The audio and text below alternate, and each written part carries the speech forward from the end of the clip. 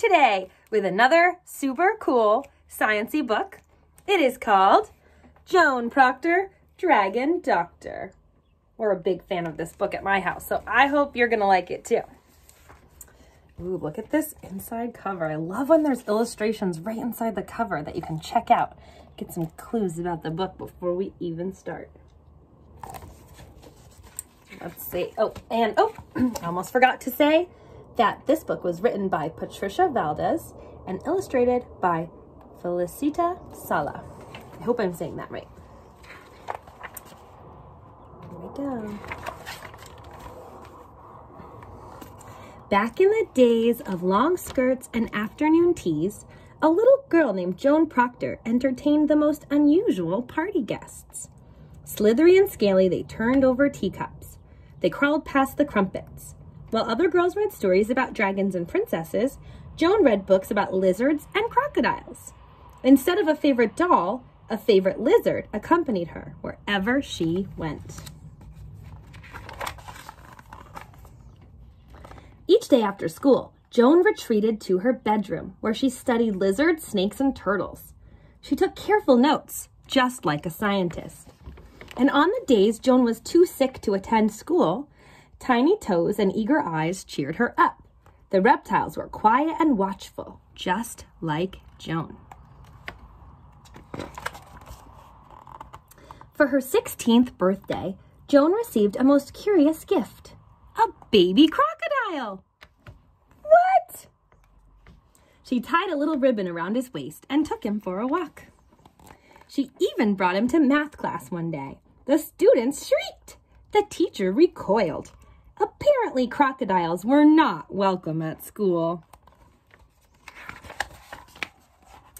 When Joan grew older, she skipped the parties and dances with her friends. Instead, she sought out the curator of reptiles and fish at the Natural History Museum. There, Joan and the curator talked snake scales, size, shape, texture, patterns, and even evolution. Sometimes Joan smuggled in her crocodile to the delight of the curator. He knew right away that Joan was special. But soon, these carefree days came to an end. England was at war. Women took up jobs left behind by men. The curator found himself short-staffed at the museum, so he hired Joan as his assistant.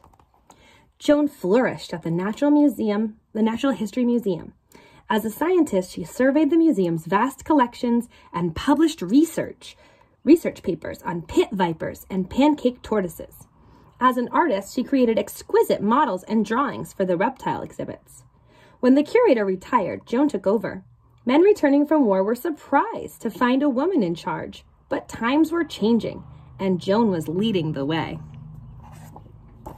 I think that's an important message, that men and women should all be able to follow what they want to do.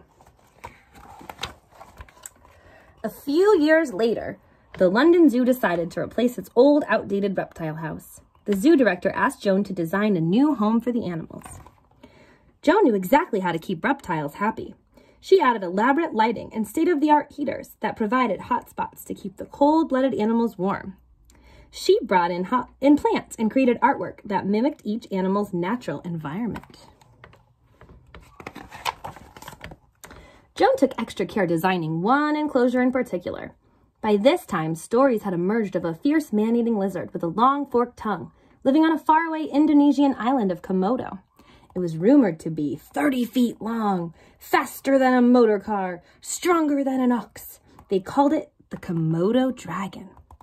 The stories didn't frighten Joan. She dreamed of studying the dragons up close. On opening day of the new reptile house, visitors packed the zoo. They gawked at the geckos. They peered at the pythons, and they marveled at the monitors.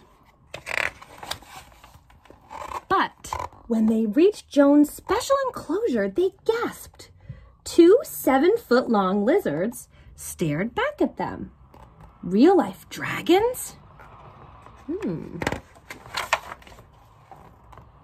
Although the visitors were thrilled, Joan was concerned. One of the Komodo dragons, Sumbawa, did not look well. To the shock of the zoo guests, Joan entered the enclosure. She moved Sumbawa to the reptile clinic with the help of 6 nervous keepers. The dragon let Joan clean a sore in his mouth with no fuss at all. In fact, he thanked Joan by licking her face. Joan thought Sumbawa was brave. The keepers thought Joan was brave. News of Joan and the Komodo dragon spread. Reporters flocked to the reptile house with questions. Had she ever been bitten? Was she afraid of the dragons? What kind of woman runs a reptile house? Joan cared for each and every creature in the reptile house. From daily health checks to delicate surgeries, her dedication and talent could not be matched. Scientists all over the world read about Joan's research, her clinical skills, and the success of the new reptile house. She became an international sensation. The Zoological Society of London invited Joan to present her Komodo dragon research at a scientific meeting. As Joan took the stage, she wheeled out Sumbawa, sitting freely atop a large table. The audience squirmed in their seat.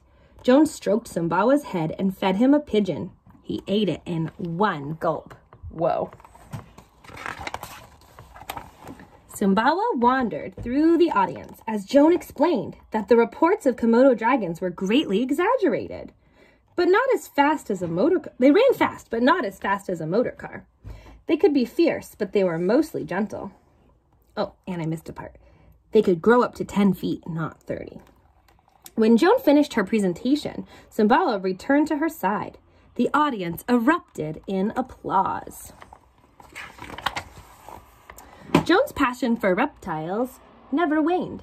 For the rest of her life, she could be found walking or riding through the zoo with Sumbawa by her side. And just like when she was a little girl, Joan often hosted children's tea parties at the reptile house with her scaly friends. Sumbawa was the guest of honor. Aww. The end. Although at the end of this book, there's some really neat information about the real Joan Proctor. And there's a photo of her. Let's see if you can see it there. She's actually holding her crocodile. The end. Well, I hope you enjoyed that story.